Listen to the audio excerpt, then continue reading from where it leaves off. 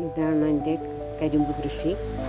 നവരാത്രി കാലത്തിൽ ഒരു കരിമ്പ് വാങ്ങി അതിൻ്റെ ബാക്കി മണ്ണിൽ നട്ടുവെച്ചതാണ്. ഇതിപ്പോൾ നല്ലപോലെ വളർന്നു. ഞങ്ങൾക്ക് ആവശ്യമുള്ള കരിമ്പ് കഴിക്കാനും മറ്റ് അമ്പലങ്ങൾക്ക് കൊടുക്കാനും ആവശ്യത്തിന് കിട്ടുന്നുണ്ട്. നമ്മൾ ഓരോ ഭാഗത്തുനിന്നും മുറിച്ചെടുക്കുമ്പോൾ അതിൽ നിന്ന് തന്നെ പിന്നെയും ഉണ്ടായിക്കൊണ്ടേയിരിക്കുന്നു. അത് കാരണം ഇതൊക്കെ പുതിയ പുതിയ മുളകളാണ്. നമ്മൾ വെട്ടിയെടുത്ത സ്ഥലത്തു നിന്നൊക്കെ അത് ഇങ്ങനെ പുതിയതായി വന്നുകൊണ്ടേയിരിക്കും. അങ്ങനെ നമ്മുടെ ആവശ്യത്തിനുള്ള കരിമ്പ് നമ്മുടെ വീട്ടിൽ തന്നെ ഉണ്ടാക്കുമ്പോൾ വളരെ സന്തോഷം തോന്നാറുണ്ട്.